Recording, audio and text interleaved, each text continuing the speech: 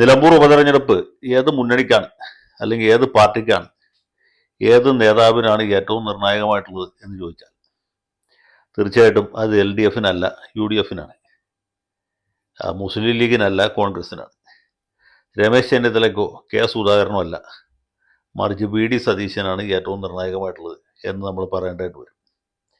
LDF-നെ സംബന്ധിച്ചുള്ള അവരുടെ സിറ്റിംഗ് സീറ്റാണ് എന്ന് പറയുമ്പോഴും അതിന് UDF പ്രാമുഖ്യമുള്ള സീറ്റാണ്. അങ്ങനത്തെ ഒരു മണ്ഡലമാണ് നിലമ്പൂർ. അവിടെ ലഗ്നാലും ചന്ദ്രാലും ശുക്രാലും UDF ജയിക്കാനാണ് സാധ്യത. കാരണം UDF-ന് നല്ല വളക്കൂറുള്ള മണ്ണാണ് നിലമ്പൂരിലേത്. ഒന്നാമത് മലപ്പുറം ജില്ലയുടെ ഭാഗമാണ്.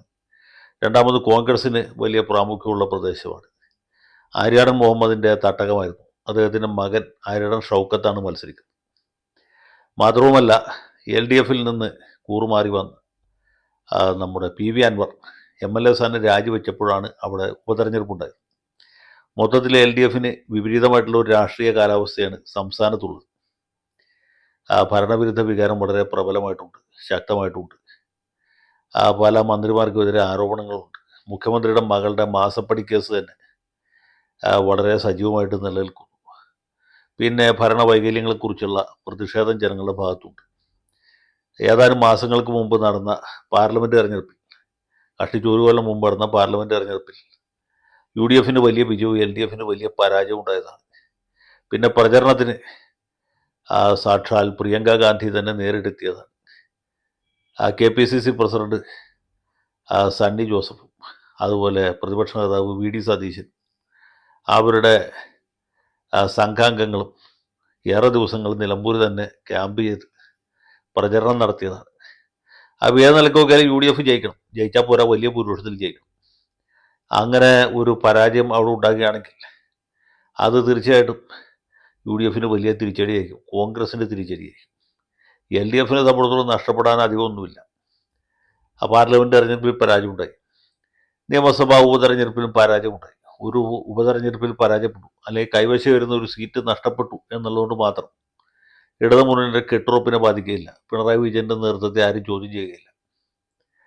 സ്വരാജിന് 8-9 മാസം ഒരു MLA ആയിരിക്കാനുള്ള അവസരം നഷ്ടപ്പെട്ടു എന്നുള്ളതിൽ കവിഞ്ഞ് പ്രത്യേകിച്ച് ഒന്നും കിട്ടാനില്ല. ജയിക്കുകയാണെങ്കിൽ അവർക്കൊരു നേട്ടമായിട്ട് സർക്കാരിൻ്റെ ഭരണത്തിന് ഉണ്ടായ ഒരു വിലയിരുത്തലായിട്ട് അല്ലെങ്കിൽ അംഗീകാരമായിട്ട് അവർക്ക് കണക്കാക്കാം എന്ന് മാത്രമേ. പക്ഷേ UDF-നെ സംബന്ധിച്ചിടത്തോളം അങ്ങനെയല്ല. അതിൽ സതീശനെ സംബന്ധിച്ചിടത്തോളം റിസ്ക് പ്രത്യേകിച്ച് കൂടുതലാണ്. കാരണം എന്താ വെച്ചാൽ ഈ PV അൻവർ LDF വിട്ട് വന്നപ്പോൾ അദ്ദേഹം നേരെ UDF-ലേക്ക് വരുന്നു എന്ന പ്രതീതിയാണ് ഉണ്ടായത്. അപ്പോൾ ആദ്യം മുതൽ തന്നെ അൻവറിനെ പ്രതിരോധിച്ച് നിന്നത്, അല്ലെങ്കിൽ അൻവറുമായിട്ടുള്ള ബാന്ധവം വേണ്ട എന്ന ഒരു നിലപാടെടുത്ത ആൾ സതീശനാണ്. ബാക്കി എല്ലാ നേതാക്കന്മാർക്കും അൻവറിനെ കൊണ്ടുവരണം, അൻവർ കൂടി വന്ന് മുന്നണി ശക്തിപ്പെടുത്തണം എന്ന നിലപാടാണ്. മാത്രമല്ല, അൻവർ ചില വിഷയങ്ങൾ ഉന്നയിച്ചിട്ടാണ് LDF എന്ന് പറഞ്ഞത്. അതിൽ അദ്ദേഹം പ്രധാനമായിട്ട് പറഞ്ഞത് കേരളത്തിലെ ഭരണത്തിൽ, പ്രത്യേകിച്ച് പോലീസ് സംവിധാനത്തിൽ ഈ സംഘപരിവാറിന് ഒരു വലിയ പ്രാമുഖ്യം കിട്ടും.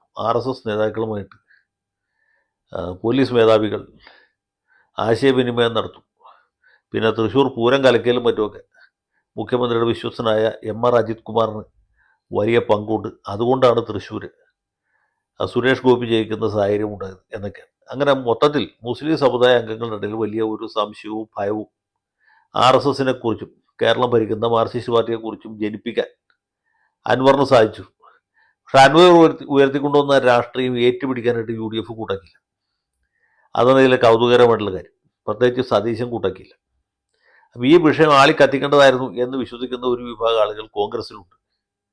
അൻവറുമായിട്ട് സഹകരിച്ച് വേണമായിരുന്നു മുന്നോട്ട് പോകാൻ എന്ന് ആഗ്രഹിക്കുന്നവർ കോൺഗ്രസ്സിലും മുസ്ലിം ലീഗിലുമുണ്ട്. മുസ്ലിം ലീഗിൻ്റെ സംസ്ഥാന നേതൃത്വം തന്നെ അൻവർ വരുത്തിയ വിഷയങ്ങളെക്കുറിച്ച് ഉത്കണ്ഠയുള്ളവരാണ്, ആകാംക്ഷയുള്ളവരാണ്. അതേസമയത്ത് തന്നെ അൻവറുമായിട്ട് സഹകരിച്ചു പോകണം എന്ന അഭിപ്രായമുള്ളവരുണ്ടാകും. പക്ഷെ ഇതൊന്നും കൂട്ടാക്കാതെ ഇതൊന്നും കൂസാതെ മുന്നോട്ട് പോയ ആളാണ് സതീശൻ. പിന്നെ സതീശൻ്റെ വിശ്വസ്തനായ ആജ്ഞാനുവർത്തി എന്ന് തന്നെ പറയാവുന്ന പുതിയ KPCC പ്രസിഡന്റ്, പിന്നെ ടീം സതീശൻ എന്ന് പറയാവുന്ന ഷാഫി പറമ്പിൽ അല്ലെങ്കിൽ PC വിഷ്ണുദാസ്, രാഹുൽ മാങ്കൂട്ടത്തിൽ, അടൂർ പ്രകാശ്, AP അനിൽകുമാർ, ഇവരെല്ലാവരും തന്നെ അൻവറിനെ അകറ്റി നിർത്തണം എന്ന അഭിപ്രായക്കാരാണ്. അങ്ങനെ അൻവറിനെ മാറ്റി നിർത്തിയിട്ടാണ് തെരഞ്ഞെടുപ്പിലേക്ക് പോകുന്നത്. മാത്രമല്ല, അൻവർ നിർദ്ദേശിച്ച സ്ഥാനാർത്ഥി എന്ന് പറയുന്നത് VS ജോയിയാണ്. ജോയി ആണെങ്കിൽ കുറച്ചുകൂടി പുള്ളിംഗ് പവറുള്ള കുറച്ചുകൂടി ഇടിച്ചു കയറുന്ന ഒരു സ്ഥാനാർത്ഥി ആകുമായിരുന്നു. പക്ഷേ അദ്ദേഹത്തെ പരിഗണിച്ചില്ല. ഒരുപക്ഷെ അൻവർ സജസ്റ്റ് ചെയ്തുകൊണ്ടാണോ ജോയിയെ പരിഗണിക്കാതിരുന്നത് നമുക്കറിയില്ല. അവിടെ ആര്യാടൻ ഷൗക്കത്തിന് വീണ്ടും സ്ഥാനാർത്ഥിയായി. ഇപ്പോൾ ഷൗക്കത്ത് സ്ഥാനാർത്ഥിയായിട്ട് വന്നാൽ അൻവർ അംഗീകരിക്കുകയില്ല എന്നുള്ള കാര്യം ഇവർക്ക് അറിയാൻ പറ്റും. സ്വാഭാവികമായിട്ടും അൻവർ ഉടക്കി എന്ന് മാത്രമല്ല അദ്ദേഹം തന്നെ വീണ്ടും സ്ഥാനാർത്ഥിയായിട്ട് രംഗപ്രവേശം ചെയ്തു. അങ്ങനെ ഒരു ത്രികോണ മത്സരത്തിലേക്ക് പോയി. ഈ ത്രികോണ മത്സരത്തിൻ്റെ ഗുണം ആർക്ക് കിട്ടും, അല്ലെങ്കിൽ UDF ന്യായമായി കിട്ടാമായിരുന്ന വോട്ടുകൾ ആരിലേക്ക് പോകും എന്നുള്ളതൊക്കെ ഒരു വിഷയമാണ്. അപ്പോൾ ഇവിടെ പരാജയപ്പെടുകയാണെങ്കിൽ തീർച്ചയായിട്ടും സതീശൻ്റെ നേതൃത്വത്തിന് നേരെ ചൂണ്ടുവിരലുകൾ ഉയരും. കാരണം സതീശൻ്റെ ഒരാളാണ് ഇങ്ങനെ കടുംപിടുത്തം പിടിച്ചതും അൻവറിനെ മുന്നണിയിൽ എടുപ്പിക്കാതിരുന്നതും അസോസിയേറ്റ് മെമ്പർഷിപ്പ് സ്ഥാനം പോലും കൊടുക്കുകയില്ല എന്ന ഒരു ശക്തമായ നിലപാട്, അല്ലെങ്കിൽ കർശനമായ നിലപാട് കൈക്കൊണ്ടു. അപ്പോൾ ഈ തെരഞ്ഞെടുപ്പിൽ UDF പരാജയപ്പെടുകയാണെങ്കിൽ, കോൺഗ്രസ് സ്ഥാനാർത്ഥി ഷൗക്കത്ത് പരാജയപ്പെടുകയാണെങ്കിൽ തീർച്ചയായിട്ടും അത് ഇവിടെ കൊണ്ട് തീരുകയില്ല. വലിയ വളരെ പരസ്യമായ പൊട്ടിത്തെറികളൊന്നും ഉണ്ടായില്ലെങ്കിൽ പോലും അത് സതീശൻ്റെ നേതൃത്വത്തിന് നേരെ വെല്ലുവിളിയായിട്ട് മാറും എന്ന കാര്യത്തിൽ സംശയമില്ല. പക്ഷേ സതീശൻ വളരെ കോൺഫിഡൻ്റ് ആണ്, അദ്ദേഹത്തെ കൂടുതലുള്ള ആളുകളും കോൺഫിഡൻ്റ് ആണ്. ഇനി ഇതിൻ്റെ മറുവശം PV അൻവർ മത്സരിച്ചിട്ടും ആര്യാടൻ ഷൗക്കത്ത് ജയിക്കുകയാണെങ്കിൽ എന്ന് വെച്ചാൽ വെറുതെ ജയിക്കാനല്ല, നല്ല ഭൂരിപക്ഷത്തോട് ജയിക്കുകയാണെങ്കിൽ തീർച്ചയായിട്ടും കോൺഗ്രസ് പാർട്ടിക്കകത്ത് വലിയ ഒരു തലമുറ മാറ്റം തന്നെ സംഭവിക്കും. കാരണം സതീശനേക്കാൾ പ്രായമുള്ള കോൺഗ്രസ് നേതാക്കളെ ഏറെക്കുറെ എല്ലാവരും തന്നെ അപ്രസക്തരും. പിന്നെ സതീശൻ്റെ കാലം എന്ന് തന്നെ പറയാം. കോൺഗ്രസിലൊരു സതീശൻ ഇറ ആരംഭിക്കാൻ പോവുകയാണ്. ഇപ്പോൾ സതീശൻ വലിയ ആത്മവിശ്വാസത്തിലാണ്, ഷൗക്കത്തും വലിയ ആത്മവിശ്വാസത്തിലാണ്, കൂടെയുള്ള ആളുകളും ആത്മവിശ്വാസത്തിലാണ്. അവിടെ നിന്നുള്ള സൂചനകളനുസരിച്ചും UDF ജയിക്കാനുള്ള സാധ്യത. UDF വലിയ ഭൂരിപക്ഷത്തോട് ജയിക്കുകയാണെങ്കിൽ 10,000-ന് മീതെ അല്ലെങ്കിൽ 20,000-ന് അടുത്തൊക്കെ ഭൂരിപക്ഷം കിട്ടുകയാണെങ്കിൽ കേരള രാഷ്ട്രീയത്തിൽ അൻവറിന് യാതൊരു പ്രസക്തിയില്ല. അൻവറിനെ ഒഴിവാക്കിയത് നന്നായി എന്ന അഭിപ്രായത്തിൽ പാർട്ടിക്കകത്തും മുന്നണിക്കകത്തുമൊക്കെ വലിയ സ്വീകാര്യത ലഭിക്കും. എന്ന് മാത്രമല്ല കോൺഗ്രസ് പാർട്ടിക്കകത്ത് VD സതീശൻ ചോദ്യം ചെയ്യപ്പെടാനാകാത്ത ഒരു നേതാവായിട്ട് വളരും. ഒരുപക്ഷെ കരുണാകരൻ്റെ പോലെ, അല്ലെങ്കിൽ പിൽക്കാലത്ത് ഉമ്മൻചാണ്ടി ഉണ്ടായ പോലെ കേരളത്തിലെ കോൺഗ്രസ് പാർട്ടിയെ സംബന്ധിച്ചിടത്തോളം ചോദ്യം ചെയ്യപ്പെടാനാകാത്ത നേതാവ് അങ്ങനെ ഒരാളുണ്ടെങ്കിൽ അത് സതീശനായിരിക്കും. മാത്രമല്ല വരുന്ന ലോക്കൽ ബോഡി ഇലക്ഷനിലാണെങ്കിലും അതിനേക്കാൾ ഉപരി നിയമസഭാ തെരഞ്ഞെടുപ്പിലാണെങ്കിലും സതീശൻ്റെ നേതൃത്വം അംഗീകരിക്കപ്പെടും. അദ്ദേഹമായിരിക്കും ഇനി അങ്ങോട്ട് കോൺഗ്രസിൻ്റെ ഭാഗ്യവിധാതാവ് എന്ന് നമുക്ക് ഏതാണ്ട് ഉറപ്പിച്ച് തന്നെ പറയാം.